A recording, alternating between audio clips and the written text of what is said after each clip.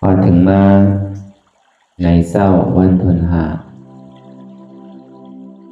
ปีศาสนาพุทธาเศร้าเพิ่งใส่มาว่าในอยู่2 เฮง 5 ปัก60 กว่าลำนี้ปีใต้2 เฮงไปปักปีก็จะสักกะเลเอง3 ปัก88 คู่เกมันดาอุตุข้าวใหม่ปีคิดวันที่2 เดือนเมษปี2 เฮง 26ในปางสร้างคือกำจราหน้าต่างวิปัสสนาภาวนา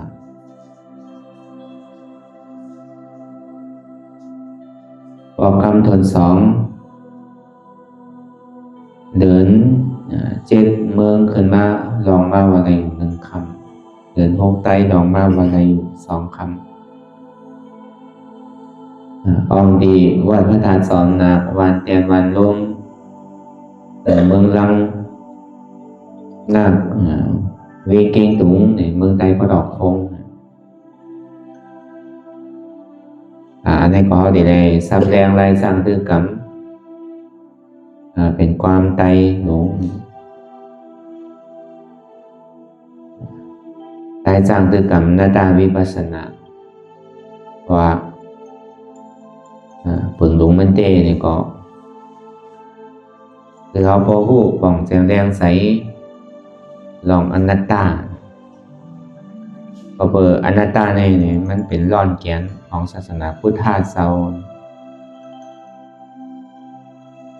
มันเป็นพระเป็นเจ้ากูสุ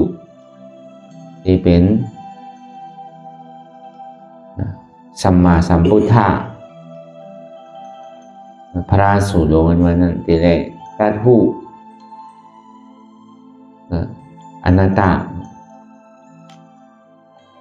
ก็เบอร์มันเป็นของคือศาสนาพุทธาเจ้าเขาเนี่ยเป็นอนัตตาลองอนิจจาในทุกขาในนี่มันเป็นเครื่องมือ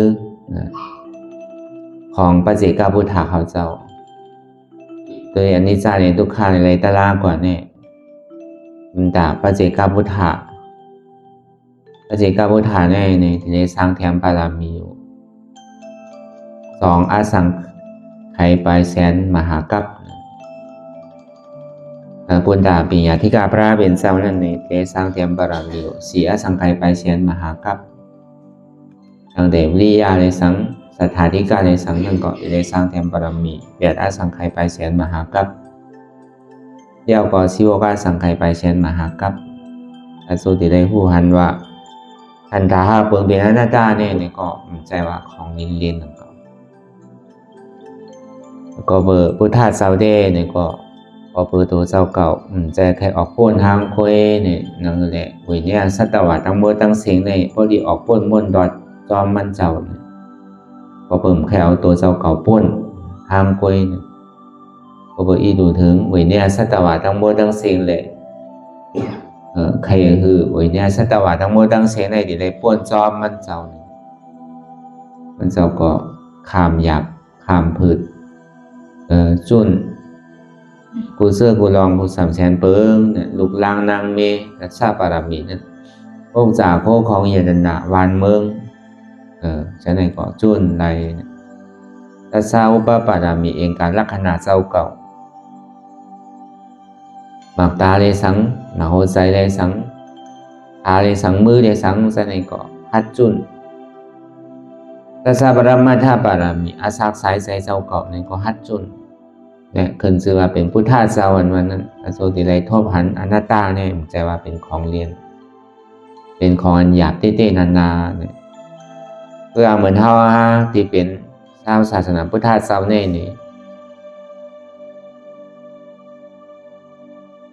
เป็นพระเป็นเจ้าได้ก็ปลูกซ้อมไว้เอาวะตัวมันก็คืนไว้เอาวะไหวมันก็ออกเอาวะหมากมันก็ซ้ำซุกเอาเนี่ยเขาในมีนาดีบุญพรแต่ที่ขึ้นกว่าวิทย์กินเนี่ยปฏิบัติได้ว่ามันเป็นอันง่ายได้ว่ากรรมดีเต้ๆนานๆนั่นก็แต่ก่อนนั้นแหละนั่นต้านวันนั้นมันใจต่อแต่ที่ได้ทบได้ยินได้หู้ได้หันเหมือนเท่าหาตรามาเมื่อกูปอกๆเนี่ย ห้อมไปได้ทบได้ยินอนัตตาเดินนั่นนี่ก็หันอยู่หู้อยู่มีอยู่มันสำเป็นเก่าจังบนว่างว่าเป็นใจเก่าพอห้อมไปได้มาทบอนัตตาเดินก็เข้าข่มหู้หันอยู่หู้อยู่มีการสมาธิที่ในมีอยู่ด้วยการสัมมาสังกัปปะเนี่ยมันมีกำนำเนี่ยพอเอาสติสมาธิวันโหเนี่ยมันใกล้เป็นใช่ไหมกระโจติหู้อันปองเสียงแรงว่ามันเป็นอนัตตาเนี่ยว่าเนี่ยมันใจของง่ายๆกำนำเนี่ยมันกัดซ้อมวนวางเดียนิจจาทุกขากำนำอยากตัวเป็นดูอนิจจาในสังอยากตัวทุกขาในสังเนี่ยกำนำมันที่เป็นเชื่อลองตั้งอนิจจาในทุกขาเนี่ยเลยว่ามันเป็นผลอัศโซเป็นตัวทุกขาไว้หนังมันเหมือนหือเนี่ยมันเหมือนหนังเท่ากับเอาโน้มที่เขาโว้พอเขาอยากอนิจจาในทุกขาเนี่ยมันเอาที่เตามันก็เอาที่เขามันเอาซื้อว่ามันไรบอกก็บอกให้กินนมโบเนี่ยดีเลยเอาที่เตามันลองตั้งอนัตตาเนี่ยบอกว่าเขาเอาโน้มที่เตามันอันนี้มันเป็นอยู่มีอยู่เตี่ยมันเป็นรูปเป็นทุกข้าขันใสเนี่ยมันใจของเขาเป็นอนัตตาอันนี้ตัวเนี่ยเพราะว่ามันแก็บตัดว่ามันเป็นอนัตตาอย่างนี้มันสิ่งที่ว่าหันอยู่หู้อยู่มีอยู่ด้วยกันมันใจเก่าหันอยู่หู้อยู่ยอมรับมันใจเก่าเมื่อกูบอกในหันอยู่หู้อยู่ตัวอยู่สินะบางบอกหันอยู่หู้อยู่ซ้ำกับเอาใจค่ายไว้ทีหนึ่งเลยซ้ำหันอยู่หู้อยู่ด้วยกันยอมรับแต่กำลังในมันติปันอยู่เช่นในอันเฮายามเฮตลามาปีเอาเข้าถึงเนี่ยพอเมื่อเฮาย่ำไปเลยมาโทษอนัตตานั่นเนี่ยก็มันใกล้เป็นเช่นนั้นมันใกล้กระลัดกระโลกอะบางปอกก็คัดใส่เฮ็ดเต้ๆนานๆตัวกับตัวมาเนี่ยพอเฮาตัวสภาวะที่มันเป็นอนิจจาเปิงหนึ่งเปิงเหลียวก้อยในซึ่งบางพอเฮายากตัวกว่าคือมันบ่รู้กว่าเช่นมันรู้ยาวมันยาวฮะมันยาวมันตึงเป็นอนิจจายากยากของมันตึงรู้ใครคือมันรู้กว่ามันตึงรู้อยู่เลยก็เฮาซ้ำถามว่ามันเป็นหือมีหือมาเนี่ยก็เฮาอยากให้มันรู้ได้อยู่เฮาถามว่ามันมีนำมีโตเฮาถามว่านี่ป่านเนี่ยเพราะเฮาอยากของมันรู้อยู่เพราะเฮาเฮ็ดของมันกว่าอยู่เนี่ยมันตีทางเป็นสินันแปดตีเตี้ยมันกว่าเป็นรู้ตึกเป็นอนิจจาอยู่นี่แหละเพราะว่ายังตึกเป็นอนิจจาอยู่ในซึ่งมันต้องอยู่ในขอบของขันธาห้าเปิงก็เปิงมันเป็นตัวสังขารอยู่มันยังตึงมีลองตั้งเป็นรูปเลยเกิดรับอยู่แล้วเพราะเมื่อไรเป็นรูปมันมีก่อนมันจะได้เป็นอสังขารอสังขตาสังขตาเนี่ยมันยังตึกเป็นรูปเพราะว่ามันหอดถึงกว่าที่อันมันเป็นรูปห้องว่าอสังขตามันกึดแปดลองตั้งเป็นรูปห้องว่านิจจานะมันจะว่าติไรตายเอาไปทบใจหนึ่งก็เพราะว่ามันถึงเดเนี่ยมันทบกำเหลวมันทบกำเหลวกันนิจจาสันติสุขะอมตะธาตุเนี่ยมันต้องเกิดขึ้นมากำเหลวจังหวะเกิดขึ้นมาได้เป็นสังน่ะเป็นพระราชสมาบัติมันต้องเกิดขึ้นมาเหมือนนั้นมันเกิดอะไรยาวๆหึงๆนานๆเนี่ยก็มันเกิดมันหันไหลพอ5 มินิเนี่ย10 มินิเนี่ย15 มินิเนี่ยควายนาดีเนี่ยบางบอกก็เป็น1 ชั่วโมงเนี่ยมันจำป่วยไรกำเหลียวมันไรเสียเนี่ยก็เปิดมันยังตึงมียุคนำคันทายอยู่นี่แหละมันที่คือไรเสียเพราะเมื่อไรมันไปรับคันทาไรแต่ก็มันเป็นอันทวาระเพราะเมื่อไรมันรับคันทาไรก่อนมันจะนี้เป็นทวาระไรเพราะการมันเป็นทวาระไรเสียได้เนี่ยก็มันเป็นไรโจแก็บโจข้าวมันห้าพูดไรโจแก็บโจข้าวมันหันไรโจแก็บโจข้าวนี่ป่านเนี่ยแล้วก็วันนั้นอยากตีเป็นลูกก็มันไปเย่าเถอะมันไปเป็นอันเตียนเย่าตัวหลีงามเพราะเมื่อไรเลยเขาย่ำไปหัวในมันเป็นอนัตตาแต่สัง บางบอกยากที่เวทนายากที่ทุกข์นี่ก็เหมือนนั้นเหมือนหนังหมักลอกกินซ่อมกลโวอันเขาใกล้วานถามว่าพอยากเลยเจ็บมันหายกว่าได้สังทุกข์มันหายกว่าได้สังยุ่มย้ำว่ามันเป็นตรายยาวในห้ามใบใจหนังก็มันยังตึกกว่าเอาที่ผลอาจูทีไปหู้จังเหตุทางเอาอจ้องเตอก็วันนั้นบางปอกบางเผานี่พอมาหนังตราเนี่ยพอหนังเอาเนี่ยเจ็บเนี่ยมันดีตื้อเท่ากว่ากับเนี่ยบางเผาซ้ำทางว่ากิเลสาเนี่ยมันมีดีเจ็บเนี่ยมันมีดีอันเป็นรูเนี่ยใช่เป็นรูก็เป็นลองเป็นรูก็หนังก็ทุกข้าก็เป็นลองตั้งทุกข้าไว้หนังก็มันเป็นการของมันอยู่เย่าลองตั้งเป็นรูอันนี้ซ่าในลองตั้งทุกข้าเนี่ยมันต้องกึกจ้อมกันอยู่ก็เบอร์เป็นรูในสิ่งที่กุบข้าก็เบอร์ทุกข้าในสิ่งที่เป็นรูมันยังตึกอยู่ที่ตัวทุกข้าเสียจาวยังตึกอยู่ที่ผลอาโจที่มันง่ายเหมือนถือเนี่ยมากง่ายเหมือนน้องเข้ากับยากเนี่ยถามว่าน้องมันหมอแหงว่าน้ำมันหมอแหงว่าแหงคนนั้นก็บางบอกตัวกว่ายากที่มันเป็นในลูกกว่าหายกว่าลูกกว่าหายกว่ายากต่อถึงเจ็บเพราะหายกว่าเพราะมันหนังในอีกหนึ่งก็มีน้องในแหงกว่าเพื่อการน้องแหงอันว่านั่นจ่องมันที่ห้ามไรอ่ะเนี่ยมันห้ามไรก็เปิงเงามันย่ำไปแหงเงาอันนำมันมาเนี่ยมันยังตึกมีไว้อยู่ในเนี่ยพอวันหนึ่งมาเนี่ยพอผลหาลงหายใหญ่มากเนี่ยก็ซ้ำขึ้นมาขึ้นหนังเก่าเงามันซ้ำขึ้นปองมาเต็มขึ้นเหมือนเก่าน้องหอยในมันจังเป็นที่นั่นแปลเมื่อหนังเมื่อปานพุทธาเจ้าเขานั่นเนี่ยมันก็มีอยู่คนนั้นสอนอนิจจาทุกขาเนี่ยเป็นไผเนี่ยเป็นสัจจกระปึกมันก็สอนลองตั้งอนิจจาทุกขาก้นก็หยุ่มย้ำเตะยักอนิจจาทุกขาหยุ่มย้ำมันเตะว่าใจเตะเนี่ยเป็นอนิจจาเตะเป็นทุกขาเตะถ้าเป็นเจ้าว่าใจได้ก็ว่าหนังเก่าใจอยู่ก็ไอ้การมันเป็นตัวทุกขามันใจเป็นเหตุทุกขาเตะมันเป็นผลอาโจมันไงมันใครอยากสื่อก็อยากใครว่างสื่อก็ว่างแต่มันติดรับเหตุหักเงามันไรเต็มรับไรกอมนั้นวัตตาภาพเป็นเจ้าเนี่ยเป็นวัตตาอนัตตาที่มันเป็นอยู่มีอยู่ที่อันมันเป็นรู้ทุกข้าขันใส่อยู่เนี่ยมันใจเก่าเนี่ยมันใจตัวเก่าก็มันสร้างกับอู้เปิงพองงามมันไรมันเป็นอนัตตาได้มันเป็นวัตตาพุทธาเจ้าก็วันนั้นในลุงน้องตาเป้มันก็น้ำนะกว่าตั้งไหลมาตั้งไหลจอดตั้งไหลมันอยู่ในอ่องแปดเปิงในสัจจกระเปิงมันก็เอาสายเสือกมัดตองมันไว้ก็เพิ่งว่าตั้งหูมันนำหนาวเพราะว่าตองมันแตกมาเนี่ยแผ่นดินเมืองเนี่ยมันติดลูกเป็นไพ่หมดทางมันนั่นนอนที่เต้มันใจหนังก็มันก็ทางใหญ่ในตัวมันหมาหน้าเนี่ยจางล้านมัน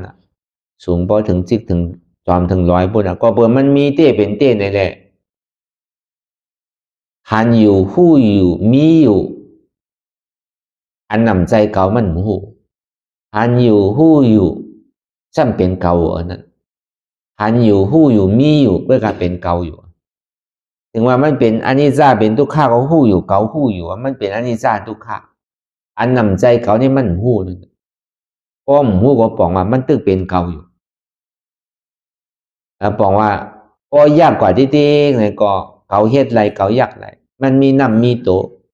นี่ป่านนี้มันมีหางมีตัวก็ยากกว่ามันดูเจ็บนั่นก็มันขลางเนาะเพราะมันยากกว่าก็มันดูหายก็นั่นก็มันทางเป็นสินั้นแปดมันหมอทางเป็นสินั้นแปดก็เบอร์นั้นแหละมันก็สอนลองตั้งอนิจจาทุกข่าวที่ก็ลองตั้งสภาวะเป็นดูลองตั้งทุกข่าลองตั้งเจ็บ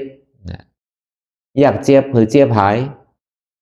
อยากเป็นดูหรือเป็นดูสุดจะไหน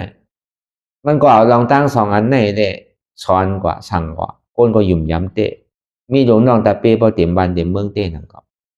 เปิดมันหันเตะหูเตะมีเตะแหละคนก็หยุ่มเตะว่ามันมีน้ำมีโตเตะอันนี้ปันของพระเป็นเจ้าพ่อเดมันซ้ำมีน้ำมีโตน่ะมันจังลานไรมันสุขุม มันลึกลำกำพีนะอะไรเนี่ยมันจางมันหนีมาแตกหนึ่งไรเนี่ยมันก็มังเผาเนี่ยก็เบอร์ยานปียาทึกยานปียามไพ่ภายเนี่ยเหมือนอย่างพระเป็นเจ้าฮอเนี่ยมันลึกนะรู้เนี่ยมันหนีนำหนีตัวอะไรรู้เนี่ยนะก็ไอ้การสัจจะกระเปิกเนี่ยซ้ำหนีนำหนีตัวอะไรมันมีสิ่งนั้นนะก็เป็นสิ่งนั้นมาเนี่ยก็มันมาทบยาเจ้าสารีบุตรละก็เป็นปีกว่าพุทธาเจ้าเฮามันจึงได้มาหันนี่แหละอันเดเลลองอยู่ลองเศร้าก็แคมนะแต่ก็เปิดของคนมีหมานะเป็นเสียกรรมฐานหลวงเอานะมันจึงดีถามว่าซ้ำเป็นลุงน้องไผเนี่ยเก่าขาเป็นลุงน้องเจ้าก็ตมาเอาเจ้าก็ตมาส่วนในมีวาตาไปฮอวาซื่อละอันนัตตาวาตาเอาพี่เดินเนี่ย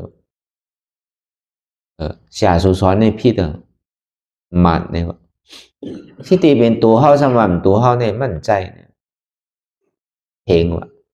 ก็เมื่อฟูกมาเนี่ยห้องมันมาหาเขาเลยเขาดีถามเนี่ยตากันเนาะนะกันเนี่ยเจ้าสารีบุตรตาหลาเขาปอกขึ้นก่อนเราเนี่ยพระเป็นเจ้าดีอยู่พระเป็นเจ้าเขาในตึ้งมีหมาหน้าอีกเพราะว่ามันดีเป็นพรดีแต่คนตั้งนำโมเตก็อยู่ที่ไรก็มันเจ้าเมื่อห้องก็ตึ้งมันเจ้าเมื่อก็เปิดนะเนี่ยพระเป็นเจ้าก็ดีเมื่อกันในคนในวัดในเมืองหนังหือป่นพอตีหูตึงหลวงน้องตาเป้เต็กที่เขาเลยสังหลวงน้องตาเป้อันเป็นพุทธาเจ้าเขานั่นเลยสัง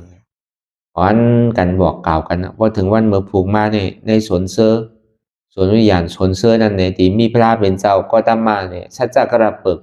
ฉาหลงตึงสองเจ้าเลยเขาดีถามตอบแก้ปัญหากันว่าเข้าอ่อนกันเมื่อถ่อมพอถึงวันมาเนี่ยก็มือเตะพอมือเตะเอาเนี่ยก็มันก็ถามพระราเป็นเจ้าก็ตรงตักกันเนี่ยก็เป็นเธออยู่ดีเป็นชื่อเพราะว่าพระเป็นเจ้าเขาว่าเจ้าน้องเป็นเธออยู่ดีช่วงวานอยู่นอกพระเป็นเจ้าก็เป็นอย่างดีช่วงวานอยู่พอมันนางเอาเนี่ยก็ถามก็เดียววาตาเจ้าเนี่ยเป็นอนัตตาในห้าสิติเป็นตัวเฮาเตใจเฮาเตเป็นตัวเฮาใจเฮาเตลองตั้งอันที่มันเป็นนิซ่าลองตั้งตัวข้าก็หันอยู่หู้อยู่หันใดอยู่หับใดอยู่สมั่นเป็นของเฮาอันว่าเนี่ยจะเฮาสอนให้พี่เดินมันก็ว่ากูซื้อกูรองนะนั่นก็เลยถ้าเป็นเจ้าจังตอบเกมันไรนั่นก็ในโปรแกรมหนึ่งมาในพระเป็นเจ้าห้ามถามขึ้นสัจจกาเปิกเมื่อเหลียวในอาสางเมื่อไรก็หือยาว60 70ตายอ่ะโขนโหนโน่เนี่ยมือเหลียวเนี่ยมันขาวมาอย่างมือเนี่ยมือนั่นเนี่ยมันหลำรู้เนี่ยสังว่ามันเป็นของเมื่อเต้เนี่ยอย่าพี่มันขาวคือมันหลำตัวเนี่ยเขียวเดียมันมีอยู่นั่นเนี่ยอันมันเต็มอยู่นั่นมือเหลียวเนี่ยเป็นหื้อเนี่ยมันเหมือนเก่าห้าเนี่ยมันวางแล้วหื้อเนี่ยเนิ่นนางเตียนมันยามหางดีหางตัวดีรูดีตัวนั่นมือเหลียวเนี่ยเป็นหื้อมันใจเหี่ยวไม่เอาห้าในพาเป็นจะเข้าแตกหนึ่งเอาตัวมันแตกหนึ่งคำเดียวสังว่ามันเป็นของเมื่อเต้เนี่ยอย่าพี่มันเท่าแดอย่าพี่มันหอกแดโหนั่นเขียวนั่นอย่าพี่มันวางเนี่ยเนิ่นหนังเนี่ยอย่าพี่มันเหี่ยวเนี่ยคือมันรันกันเนี่ยเลยลูกกว่าไปมากง่ายๆรวมๆแน่ที่อย่างซ้ำเฮ็ดไรล่ะสัจจะกระเปิดเพราะมันเป็นของมือเต้ใครเท่าก็เท่ารู้เนี่ยใครเป็นก็เป็นรู้เนี่ยเพราะมันเป็นของเก่าเต้อยู่มาตั้งแต่เตะปฏิสันติในต้องเมเพราะมันเป็นของเก่าเต้เนี่ยพี่เกิดแร่เนี่ยบาอะไรรู้อย่าพี่ออกมาเลยเมื่อตึกเรียกอยู่นั่นอย่าพี่หนุ่มแร่เนี่ยเพราะมันเป็นของเมื่อเต้เพราะหนุ่มเย้าอย่าพี่เท่าแร่เพราะมันเป็นของเมื่อเต้แค่อย่างซ้ำเฮ็ดไรล่ะตอบด้วยรู้คือเนี่ยลูกแต่ไรมากเพราะไรยังจังลาดกว้ามาวะจ้าเป็นลูกน้องตาเป้มันในจังดีเอามือเตอร์ใส่มันในสังห้องใส่มันซ้ำลาเช้าใจห้ามใจลาแร่เนี่ยมันจังลาดเอาวะความ มันในตกตั้งไหลมาเพราะเหมือนฝนย้ำก็เบอร์พระเป็นสาวเนี่ยเพราะว่าในถามก่อนย่าในป้อมลาดเนี่ยมันไรมาโหมันตื่นดีแตกเป็น40-80ก็มันก่อมจังลาดเหมือนหนังก้นอาเป็ดเมื่อนั่นแต่ถามนาหนังเขาตานาหนังเขาว่ามันที่ดีเป็นตัวเฮาใจเฮาสมามันใจตัวเฮาใจเฮาในพระเป็นเจ้าสอนในพี่เดิมอนัตตาเนี่ยมันใจเนี่ยมันเป็นอัตตานั่นนะพอดีว่าก็ในขุนเพียรอยู่ในเมืองผีเข้ามาขุนเสจานขุนอินเนี่ยนะเยื่นอะไรลงมาเอาค่อนลงค่อนใหญ่ผ่านเป็นผีลู่ลงเลยมาเปียเนี่ยผังหามเนี่ยมันยอบเอาค่อนลงให้ดิทั่วโหนมาเมื่อลาแร่ใจมันใจก็เพราะเมื่อลาดมันมาในหัวเมื่อติดแตกกลัวกับในตกใจก็ใจได้ขาผ้าเป็นสาวาได้มันเต้ซื้อได้ใช้เต้เนี่ยต้องบานย้อนนอนพระเป็นเจ้ายอมหับขามาพระเป็นเจ้าสอนในใจเต้ก็เป็นอันมากกว่าสัจจะกระเปิงในการพระเป็นเจ้าอันเจ้าเป็นจุ้มลูกน้องมาเป็นปวนพุทธศาสนาจนกันโจมสาธุนุ่นโคโคยก็โจมเซออันเจ้าเป็นลูกน้องตะเปียนจอมติดตามมาจอมสัจจะกระเปิงเอาก็เขามาเป็นลูกน้องตะเปียพระเป็นเจ้าเขาตั้งนำเขามาทำการศาสนาก็เหตุการณ์ตลาดมึงนั่นก็เป็นอริยาเป็นยานตาก่อตั้งนำก็เบอร์พระเป็นเจ้าเขาหันถึงว่าตัวมันมีหมาหน้าเสดาเนี่ยก็อันจ้าเป็นลูกน้องตะเป้มันดีปองอยู่ลองตั้งหันพิษมันก่อนมันดีเปลี่ยนแต่ลองตั้งหันพิษมันดีมีมีพันอยู่จันในมันไรเนี่ยก็จันหน้าเนี่ยมันดีไรอยู่เนี่ยวายนั่นมาในส่วนนี้มีเจ้ายาฮันตาในเมืองสีโหลังกานั้นมันซ้ำขึ้นหู้ถึงจัดหลังมันนะวายเศาสนาพุทธคำลาเป็นเจ้าเฮาก็เปิดหมาหน้ามันเฮฮับตาว่ามันสูงป้นดีป้นตั้งน่ะเนี่ยมันบอกใครถ่อมความไผ่มันก็ว่าความมันสื่อใจอยู่ที่ติ๊กนี่แหละความพาเป็นเจ้าก็มันเอาแหละกล้วยกามันเอาเสตาในลึกๆมันเนี่ยพอเปิดมันมีถุงน่องตาเป็นน้ำพอเปิดต่างมัน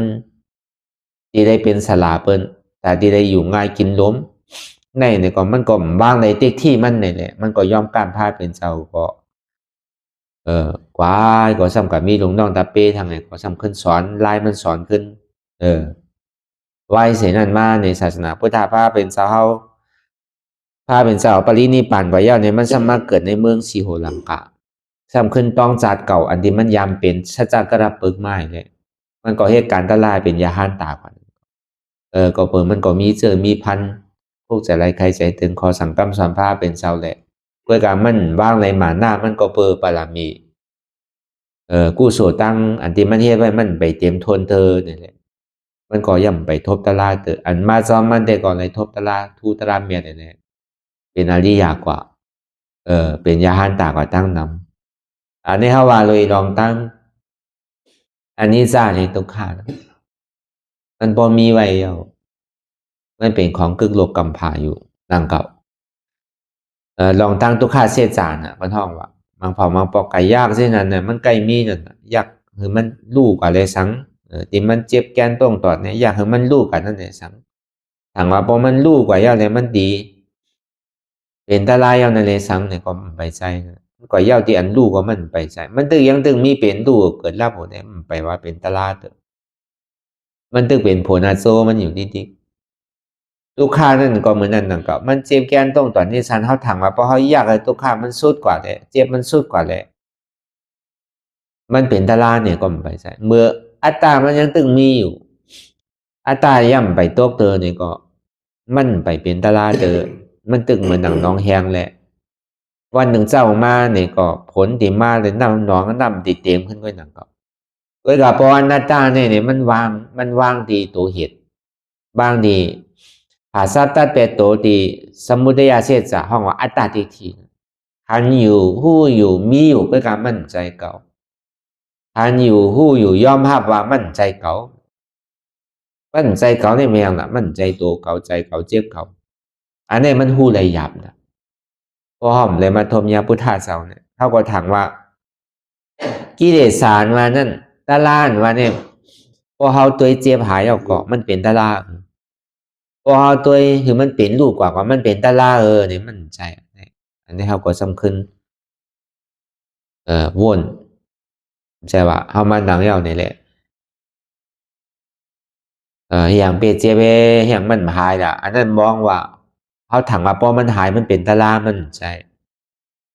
ทีเดียมันเป็นผลอาโซมันก็หนังก็เพราะเหตุมันตัวเราเนี่ยมันตึงหายทั้งมันอ่ะหลวงมงว่าคือมันหายมันตึงหายอ่ะเพราะเก่าตัวเราเนี่ยก็เจี๊ยบันวานเนี่ยมันตึงหายทั้งมันลูกค้าเขาตึงหายทั้งมันอ่ะก็เบอร์สังในตัวว่าตาเต้ๆเนี่ยมันเป็นตัวผู้ตัวมันนอวิญญาณลองตั้งติ๊กที่นั่นลองตั้งหันมันเป็นนามธรรมมันใจวันนี้เป็นยุคก็เบื่ออันเสียบเนี่ยมันเนเป็นยุคอ่ะอันเป็นลูกก็เนเป็นยุคอ่ะมันตึงเป็นยุคธาตุมันใจเป็นนามมันใจเป็นนามธรรมเพราะตัวตาที่ผ่าสัตตาเป็นกิเลสาเต้ๆเนี่ยมันเป็นนามธรรมมันเป็นขันธาห้าเปิงอ่ะเพราะที่ว่าที่ว่าน้ามันเร็วกว่ามันใจจองว่าเพราะเขาอยากเตียนมันเป็นอนิจจาเนี่ยเป็นห้องว่าอยากหลุบอ่ะอยากหลุบไรพอหลุบลู่เป็นหลุบป้าวะเพราะนี้มันมีอยู่ห้ามีอยู่นังเขาเวยการมันหมอนพอจอดถึงดินนี่ปันเอ็นอันเต้ดีกว่านี่ปันเวยการกว่านี่ปันของป่าเมืองสางแปดอันเบรียตลาเต้ก็มีนังเขาซึ่งคือมันเป็นรูนั่นนะยากต่อถึงเป็นรูเพราะชุดกว่าเพราะมีลองตั้งเป็นรูเนี่ยก็มันก็มีอยู่นังเขา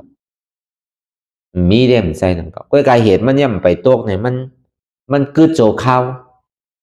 มันเป็นเครื่องมือแต่ที่เป็นสังเพราะถ้าเป็นรูป้าก็ในยักใจเตียนหูเจี๊ยบหูเสียดก็ในใจเนี่ยเขาว่าอยากเจี๊ยบอยากใจใช่ไหมบอกว่ารับรูปไรเป็นรูป้ารับนามไรเป็นอารูป้าพอเบอร์มันหยุ่มว่าพอเบอร์มีตัวเนี่ยชนิดเป็นทุกข้าเพราะมียุคตัวในก็มันทุกข้ายากคือมันหายไปเลยหรอกเพราะว่ายุคนั้นหายก็ทุกข้าในเสียงอ่ะมันมีลองตั้งถามจะมีลองตั้งถามว่าปกติมีใจเนี่ยเป็นทุกข้าเพราะมันมีใจก็ตุ่มทุกข้าสมมติอยากคือใจมันก็หายไปอ่ะ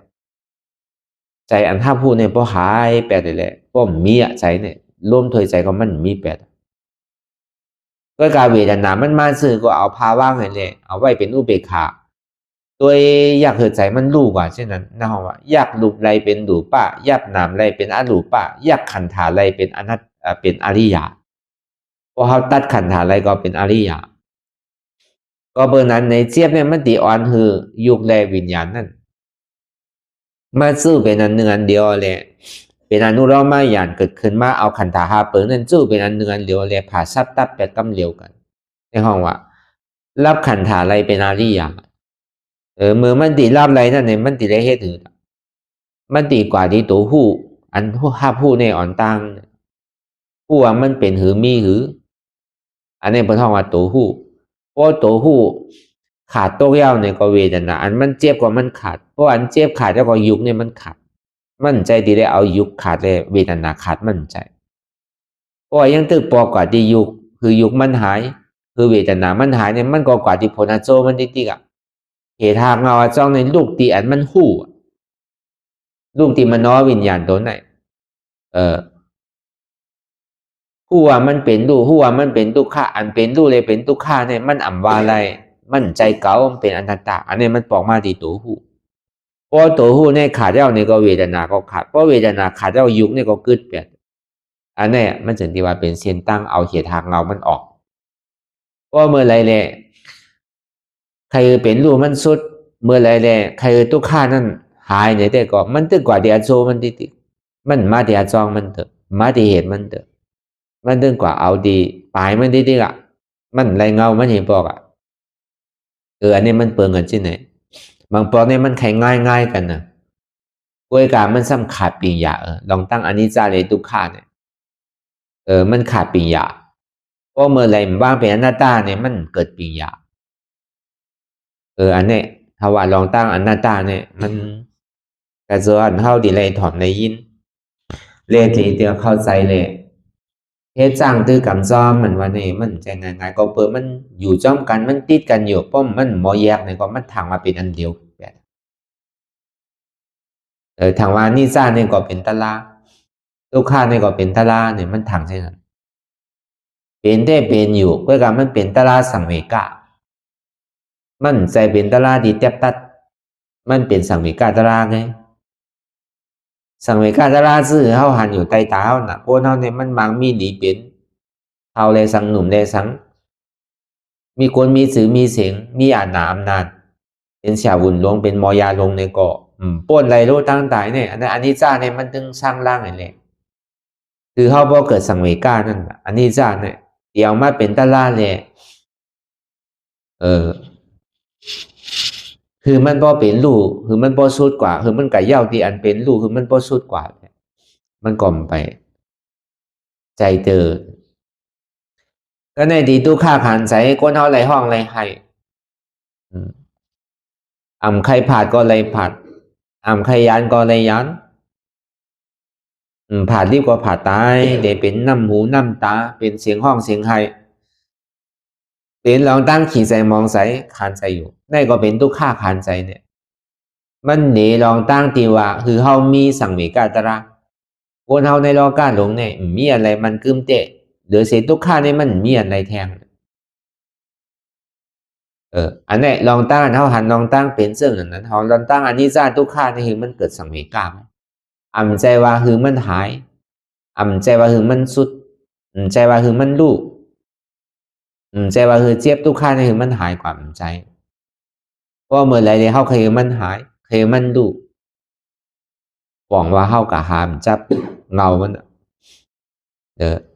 พอมีเอานำนมกับญาติเขามันที่กันเลี้ยงได้เป็นคนเลี้ยงวัวนั่นก็กำได้กินนมวัวอีกบอก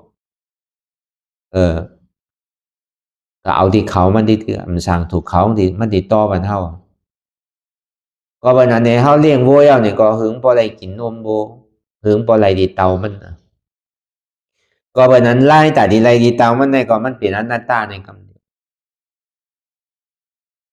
หันอยู่หู้อยู่มีอยู่เพื่อการมั่นใจเก่าหันอยู่หู้อยู่ยอมรับว่ามั่นใจเก่ามันหันยาวก็มันมีอยู่มั่นใจเก่าห้าบยาวมั่นใจเก่าอันเนี้ย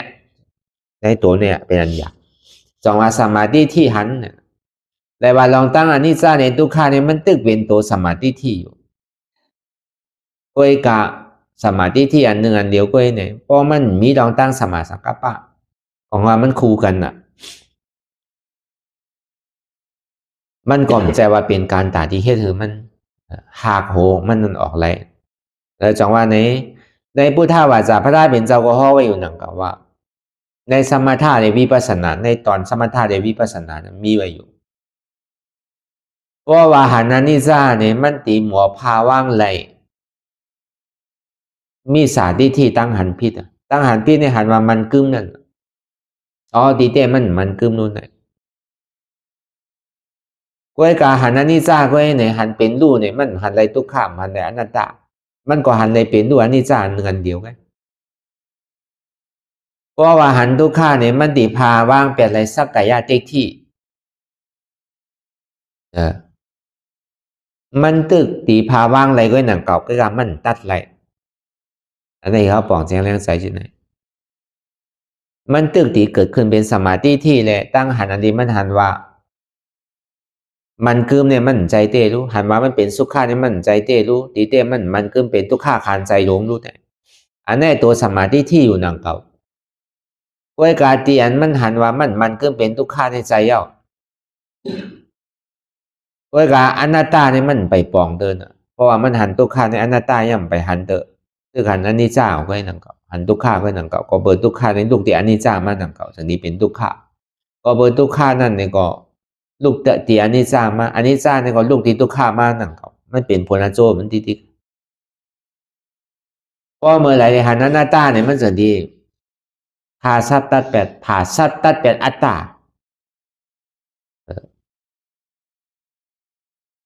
เพราะว่ามันหันอนัตตาเนี่ยอันนี้เจ้าในทุกข้าก็หันกำเดียวมันหันอะไรถึง3 ตัวในพุทธวาจาพระเป็นเจ้าห้อไว้มีอยู่ในสมถะในวิปัสสนาในขอสอนพระเป็นเจ้ากำสือที่เจ้าอนันตาอะไรเก็บไว้เลยมันมีอยู่ที่นั้นเดี๋ยวจังว่าหน้าต้านว่าเนี่ยมันใจของเรียนใจของง่ายมันลึกล้ำเพราะมูดีปองมันในเท่ก็ พอมันมาเนี่ยเขาสั่งทางว่ามันมีนำมีตัวมองเห็นเจ็บหายมองเห็นทุกข์หายอยากเห็นมันรู้ให้มันหายอันนี้มันผิดต่างมันตีเตะก็มันเป็นรองมันอันนี้จ้าในทุกข์เนี่ยโลกใครมันเป็นรู้สังโลกใครมันรู้มันหายใครมันเป็นมันก็เป็นการของมันอยู่ยาวอันเจ็บแหละอันเสียบอันใหม่นั่นมันดึงมีลองตั้งสืบเป็นสืบรู้เป็นการอยู่ของยาวว่นตัวก็มันดึงเป็นห้างมันอยู่ยาวอันสืบเป็นสืบรู้นั่นอันเกิดลับนั่นอันทุกข้าขานใจเนี่ยเพราะว่าหัวมันมีลองตั้งเกิดลับว่าเป็นรู้ของทุกข้าเนี่ยมันดึงปอมาน้อยๆปอมาดีตัวเดียสังปอมาดีใจเดียสังเนี่ยการนั้นได้สองอันเนี่ยเขาเหตุการณ์ซ่อมกันลองตั้งเป็นดูเลยลองตั้งทุกข้าเนี่ยซึ่งเหตุการณ์ซ่อมกันอยู่ดิ๊กก็ในตัวทุกข้าเสียสารนี่เกิดขึ้นมาแล้วในตัวสมุทัยเสียสารนี่เข้ากับแกมซ่อมเข้ากับแกมซ่อมจื้อเนี่ยเข้ากับแกมซ่อมมาเป็นหัวเกาขาเกามือเกาเป็นตัวเกาใจเกาเป็นเจ็บเกาเข้ากับเอาเป็นเจ้าเป็นของมันแปลลองตั้งติ๊กที่เอายึดยับกับมันไม่ว่าเป็นของมันแปล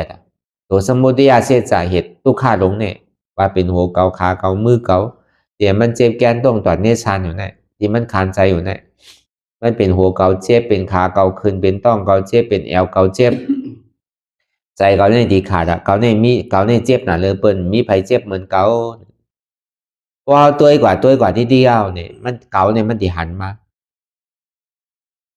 หันว่าเกาเนี่ยมันก็เอามาเป็นของมัน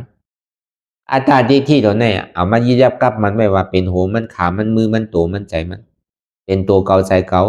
ขาเกามือเกาอันนี้เอาดีหันว่าหันยาวเนี่ยมากกล้าเสียจาเนี่ยมันเป็นสังหลับเป็นอนัตตาสมาธิที่เนี่ยเขากว่าหันมันตามันดีหันเต็มเนี่ยมันเดี๋ยวหันเหมือนหนังว่ามาเมื่อเจ้ามันจังดีสืบกว่าได้ดังน่ะมันหันว่ามันก็เป็นทุกข้าเอาใจเอา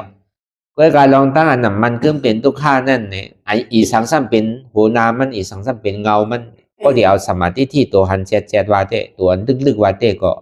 อ๋อเงามันเตเนี่ยก็เปิดอัตตาก็เปิดเขามีตั้งหันพิษวนพิษเนี่ยหันว่ามีหัวมีขามีมือมีตัวมีใสก็เปิดวนพิษว่าใครหนึ่งใครพื้นใครโต้งใครยายใครเปิดตามื่นตาใครมองขิงมองข้าวมองยำหันพิษหันลองตั้งหันพิษวนลองตั้งหันพิษนี่แหละอ๋ออันก็หันอยู่มือเหลียวในพิษเดียวอันก็วนพาวางอยู่มือเหลียวในพิษเดียวอ่ะกำในเกาดีหันอันหมันแมนวนอันหมันแมนเอาสมาธิที่ตั้งหันหมันแมนสมาสังกัปปะตั้งบนหมันแมนอันนี้ห้องว่าตัวมากาเส้นจ่าเอาลองตั้งหันหมันแมนว่าหันว่าอ่ำมีหัวอ่ำมีขามีมือมีตัวมีใจมีเจ็บเอาลองตั้งวนหมันแมนต่อตึกลองตั้งวนพิษว่าอ่ำหนึ่งอ่ำพื้นอ่ำโต้งอ่ำไข่อ่ำลายอ่ำเปิดตามื่นตาอ่ำมองขิงมองข้าวมองยำเอาลองตั้งเอาอนัตตาวาตาเนี่ยก็เป็นอัตตาวาตาพอดีว่าก็เบอร์อัตตาวาตาเนี่ยมันเป็นอจองทุกขาก็เบอร์อนัตตาวาตาเนี่ยมันเป็นอจองสุขะเอาอนัตตาก็เป็นอัตตาพอดีเอาว่ามันติดพอมันปวดมากกำไหนพูดมากกำไหนเป็นมากกำไหนนี่ก็เอาอนัตตาก็ออกมีหัวมีขามีมือมีตัวมีใจมีเจ็บมันเป็นอนัตตาอันนี้สิ่งที่ว่าเป็นตัวสมาสังกัปปะทำมีหันทุกขาทำใจหัวทุกขาเป็นอนัตตามีทุกขาใกล้เตียนมันเกิดขึ้นมีทุกขาใกล้เตียนมันตั้งอยู่มีทุกขาใกล้เตียนมันลูกกว่าเดือเสียทุกขาเนี่ยมันมีอะไรเนี่ยเขากับเวยผ่านซื้อเขาใครถังเมืองหนังซื้อก็เดือเสียทุกขาใครมีอาโจพรดีสังมันมีสื่อปอสื่อเป็นสื่อมีสื่อมาเนี่ยก็พอหูจังเหตุทางเงาจ้องมันยังก็เปลี่ยนเหตุทางเงาจ้องมันป้อมมีขาก็มันเจ็บพอหูว่ามันใจขาก็อันเจ็บแก้นก็ห้อมกลัวอันเจ็บอันแก้นอันเสียบมันใครไม่ใครยาวใครเป็นคือเป็นศอกเป็นว่ามันใครยาวคือตื่นก็หือนาก็มันโกแปดก็เปิดมันโกก็เปิดมันใจเป็นอาจองมันเตะมันเป็นผลอาโจมันใครเป็นสื่อก็เป็นกว่าเป็นมากก็ลูกกว่าได้หนังเก่าหายกว่าได้หนังเก่ามันจังกับอู้เปิงพ่องำเหนือมันไหลพอเอามาอู้เปิงพ่องำมันไหลในก็มันเป็นทุกขาแค่เนี่ยอันเก่าเฮ็ดอยู่เก่าเป็นของเก่าอยู่เนี่ยมันเป็นทุกขาแค่สองว่ามันเป็นตัวเทียบตัดสินใจกำเดียวตัวทรงเพศกำเดียวเนี่ยมันว่าพอมันหันอยู่หู้อยู่มีอยู่มันใจเก่าเนี่ยตัวอนัตตาเนี่ยมันดีเหตุการณ์นี่เนี่ยตัวสมาสังกัปปะตัวเนี่ยมันดีผ่าซับตัดแปดนี่เนี่ย หันอยู่หู้อยู่มีอยู่หันเจ็บหู้เจ็บมีเจ็บเจ็บในมันใจเก่าอนัตตาหันว่าอ่ำใจโตก็กระซ้ำมีอยู่โตเนี่ยก็มีซ้ำอาบเหมือนมีอยู่หันอยู่ที่ในโตเนี่ยหู้อยู่ที่ในโตอยู่มีอยู่ที่อันมันเกิดขึ้นที่ในโตก็กระมันใจโตมันเป็นอนัตตาหันอยู่ใจเนี่ยหู้อยู่ว่ามันมีใจหู้อยู่มีอยู่เต้ใจเนี่ยก็กระใจอันมันมีอยู่เต้ซ้ำมันใจเก่าอนัตตาหันอยู่หันยังหันเจ็บหู้อยู่หู้สังหู้เจ็บมีอยู่มีอย่างมีเจ็บเจ็บในมันใจเก่าอนัตตามีซ้ำเหมือนมีหนังเก่าก็การเหมือนมีอยู่ซ้ำมันใจเก่าเนี่ยอันนี้มันปองอย่างคือเขาก็ซ้ำขึ้นเอาหยาปีเขาวนตัวอยู่นี่เปิงหลวงมันได้ก็อันมีเลยอันหับเนี่ยสองอันเนี่ยลำลองเลยเปิ้ลมีเล่มบ้านหนังเก่ามีก็การมันใจเก่าก็ดีเลยยอมครับก็เบอร์สังเนี่ยมันเป็นตัวปรมัตถ์มันมีไผ่แลนอะไรเนี่ยกูก็ตึงได้ทบใหญ่ยากกันกูก็อันเท่ากับหันต่างเสื้อต่างรองเนี่ยมันแลนไงมันก็กับหันผีมันก็กับหันสังมันก็กับหันพลากับหันอันไหนอันน่ะหันแก้วหันแสงหันเย็นน่ะหันเงินหันคำหันเสียดีก้องมูหันตีนันตีในเนี่ยมันเป็นอันแลนไงหนังก็มันมีเดโอ้ยกาเดียนมันมีเต้แน่เนี่ยอันมันเจ็บอยู่เสียบอยู่ไม่อยู่แก้นอยู่ที่มันเป็นอยู่เมื่อเลี้ยวอันเท่าหันอยู่เมื่อเลี้ยวอันนี้เจ็บเลยเนี่ยก็มีอะไรแทงอ่ะจองว่าเขาอย่าบีหยองอันแมดเขาโลหะอันเจ็บที่มันอยู่ในตัวในใจอันเจ็บเนี่ยเขาโลหะเจ้าเจ็บอย่าไปหาเจ้าแมดนั่นเป็นว่านั่นเจ้าแมดในเปิลแมดเขาซ้ำซุ้มนั่นน่ะเนาะโอ้อันเจ็บเนี่ยเขาสัมผัสนั่นน่ะเขาว่าตูเขาก็เขาว่ามันใจว่าไผเจ็ดนั่นก็มันใจว่าเจ้าเจ็ดนั่นก็ตูเขาในเจ็ดหรือเป็นนู้อันเจ็บแกนต้มตอดเนี่ยซานสันไว้โคมไต่ไม้กระดอนแข็งสู้ตุ่มจับยายจิ้มหยอดเป็นดูเนี่ยเจ็ดเลยเนี่ยก็ไม่มีอะไรแทงอ่ะก็อะไรก็หันนั้นเนี่ยมันดูกว่าหาไก่อันใดกูก็อันเจ็บแกนต้มตอดเนี่ยซานนั่นปอกความปาลีที่ห้องว่าตู้ฆ่าเสียจ่าเป็นปรมาธาในปองว่าอันเจ็ดวะเช็ดจาในปองว่าอันเจ็ดวะเจ็บแกนต้องตอนนี้ฉันนี่เป็นอันเจ็ดวะก็ในหูจักเหตุอันมันเจ็ดวะเหตุอันมันเจ็ดในอันเหตุอันเท่าว่ามาเมื่อเช้าเป็นหัวเกาขาเกามือเกาอ๋อทีเดียมันมาเอาเป็นของมันเนี่ยเป็นเกาล้วนเลยหูจักเหตุมันอ่ะหูอันเจ็ดได้วะทีเลยเฮ็ดจือเอาออกงาเนี่ยมันมีน้ำมันนะน้ำมันมันตีออกถึงพอไหลน้ำมันนั่นเหมือนนั้นโอ้โหจากเหตุทางเงามันเย้าเนี่ยก็เอาเหตุทางเงามันออกแต่เดียวเหตุทางเงามันออกนั่นเนี่ยก็ตีได้ฮัดวางเป็นอนัตตาเจ็บในเป็นอนัตตาอ่ำใจตัวเก่าเป็นอนัตตาอ่ำใจเก่าเป็นอนัตตาบอกว่าหาปรมาทันปรมัตได้ปรมาเป็นปรมัตหันเต้หันนันเต้ไรอันเต้เป็นอันเต้หาเจ็บหันเจ็บผู้จักเหตุเจ็บวางเหตุเจ็บเป็นอนัตตาหาทุกขาหันทุกขาวางเหตุทุกขาเป็นอนัตตาเพราะเหตุทุกขารับยาวเนี่ยก็ผลทุกขาอันเจ็บแกนต้องต่อเนสันเนี่ยก็รับกว่าใจกิเลสานเนี่ยก็ขาดตกแบบเข้ากับดีเป็นผลอโจสุขาห้องวันนี่ปันดีกัดเย็นนี่ปันดีกัดเย็นในห้องวันนี่จะมันคือสุขาสันติสุขามีตังทุกขาอมตะเกิดเท่าเป็นตายก็ดีเลยครับขำป่วยกำเดียวเพราะว่ามันผ่าซับตัดไปแล้วเนี่ยก็เข้ากับเป็นพระราชสมาบัติกำเดียวเป่าเว้าเย็นมวลโจมเซอนอนรับมีอนิจจทุกขะอนัตตามันก็เป็นอมตะอยู่ห่างมันอนัตตาเนี่ยมันเป็นเครื่องหลักหนักมันป้อมสั่งถูกเลยมันลาลีวนกว่าวนเน้นวนรอกว่าแต่ก็อนัตตาเนี่ยมันดีเป็นเครื่องหลักหนักมันเนี่ยขึ้นมาผ่าซับตัดเป็นออโตมิติกกำนั่นนะสมาธิที่อันหันบานเมียนี่มันจะนี้เกิดขึ้นเหมือนนั้นเต็มสมาธิที่ไปเหตุการณ์ให้เป็นปึงหนึ่งสมาธิที่ไปอันหับจามป่วยให้เป็นปึงหนึ่งก็ในสมาสังกัปปะที่อันผ่าซับตับไปแล้วเนี่ยพอมันหอดถึงที่ผลอันโจนิโรธาเสียสาวก็มันก็เลยเกิดแบบ เหมือนเขาพายเฮินนั่นน่ะพอถึงฝั่งเขาก็เลยกึดไปนะสมาสังกัปปะเนี่ยมันโดวเนี่ยมันก็ทีแรกก็หันสมาธิที่อะไรเป็นก็จามป่วยตรงที่ว่าหันมันแม่นหันอ๋อมันมีเตนิโรธาเชจา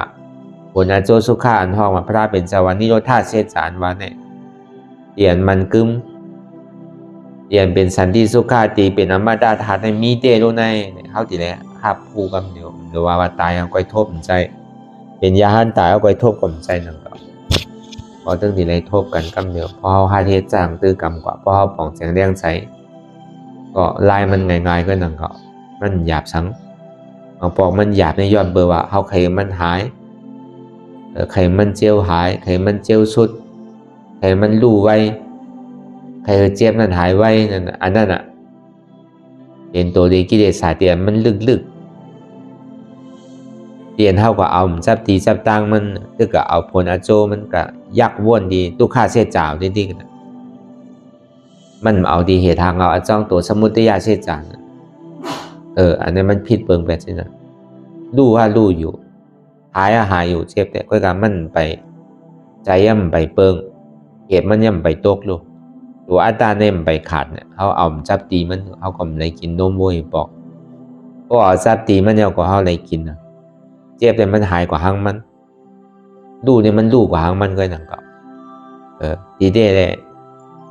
มันดีเลยลูกจอมกัน3กรรมมันใจรู้อันใดอันหนึ่งเพราะว่าใจอัตตาใจหูตัวในรู้เย้าเนี่ยก็ขาดตกเย้าเนี่ยก็ใจเวทนาเนี่ยก็ขาดก็ใจเวทนาขาดเย้าเนี่ยก็ยุคเนี่ยก็ขึ้นแปดกรรมเดียวกัน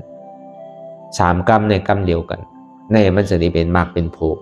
พอมันรู้อันแรงนั่นเนี่ยมันใจเป็นมรรคเป็นโพมันเป็นเวทนารู้หลายๆมันเป็นเจี๊ยบหายตัวแก็บตัวข้าวกันนั่นมันหายเตะมันสุดเตะนั่นอันนี้ก็เอาอย่างปียาววนดีวนยาวเข้ายามถึงอย่าไปว่าไพ่อย่าไปว่าเทิงป้นตีอันเท่าหันในสังวนในสังหึงพอเพียงเพียงกันกว่าวนต่อถึงเจ็บนั้นพอสุดวนต่อถึงทุกขานั้นพอสุดตาต่อถึงอัตตานั้นพอตกพุทธขาดกว่าอะไรที่มันพุทธพอเกิดขึ้นเป็นมานั่นก็คือเขาพอหมอวนวางแทบตัดเป็นอัตตาไหน